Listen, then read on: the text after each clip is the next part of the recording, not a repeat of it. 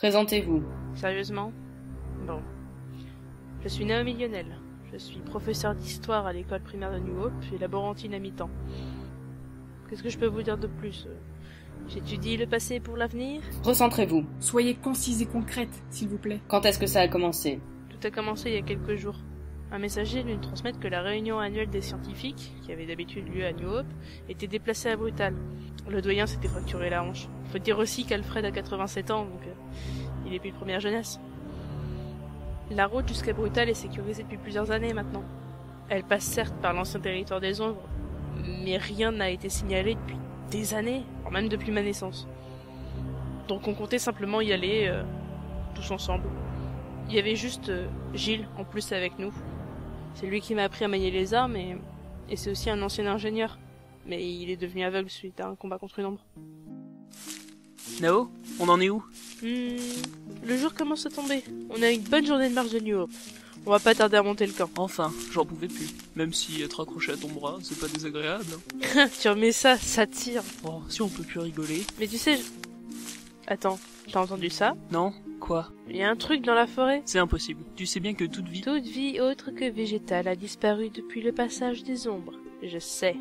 Mais peut-être qu'il y a enfin un peu de vie qui est venue emménager dans le coin. Tu dois te faire des idées. Bon, bah, y a qu'une manière d'être fixé, hein. Eh, Martha, le coin est quand même tranquille, ça vous dirait de dormir ici? Hein, déjà? Ouais, désolé. Mais Gilles est fatigué et je commence à être un peu épuisé aussi. Bon, si la princesse est fatiguée. Eh! Allez, on s'arrête pour aujourd'hui, les gars.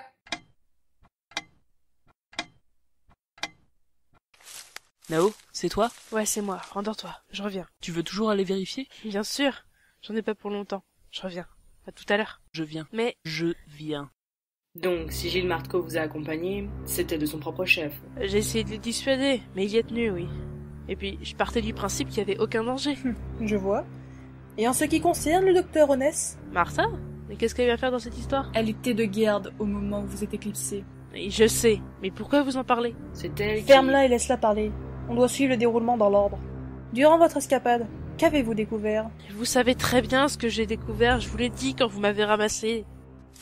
Ce silence. Ouais, oppressant, je suis d'accord.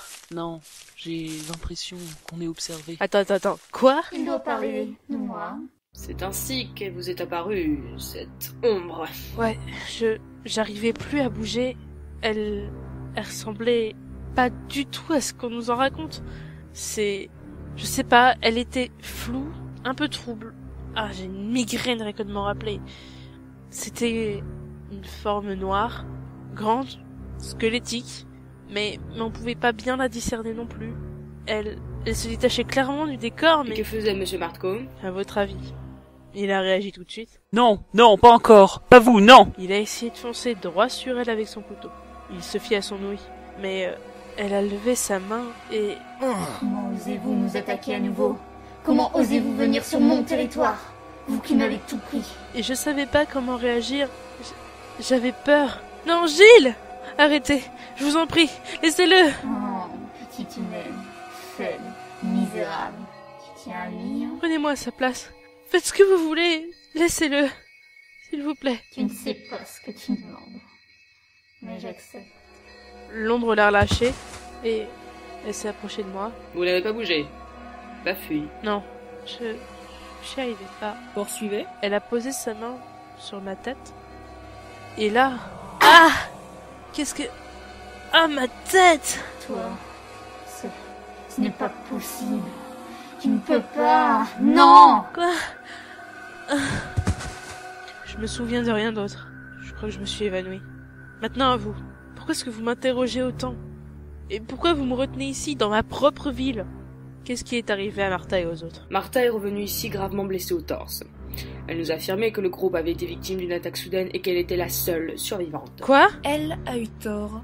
Gilles Martco et vous en avez également échappé. Monsieur Martco est d'ailleurs plongé dans le coma pour l'instant. Laissez-moi le voir. Pourquoi vous me retenez? Car le docteur Onès, même si elle a combattu l'assaillant, ne se souvient de rien. Et toutes les preuves trouvées sur place vous désignent. Quoi? Mais... Après tout, vous êtes parfaitement capable de commettre un tel massacre au vu de vos capacités. Et cette histoire d'ombre ne va pas vous aider. Mais pourquoi je ferais ça? Réfléchissez! C'est ce qu'on tentera de déterminer durant votre procès demain. Dans tous les cas, réjouissez-vous. Cette nuit est votre dernière ici. Demain soir, vous serez soit libre, soit condamné à mort.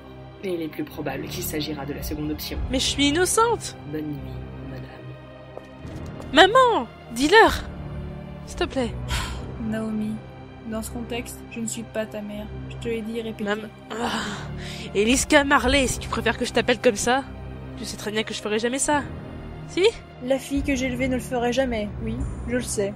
Mais il y a des choses que tu ignores, sur ce que tu es, qui t'en rendraient capable. Quoi, mais qu'est-ce que tu veux dire? J'ai juré à ton père de ne jamais rien te dire. Mais tes parents biologiques, ils... De toute façon, tu le sauras bien demain, au procès. Maman! Maman! Abandonne pas. Pas toi. In my dreams I see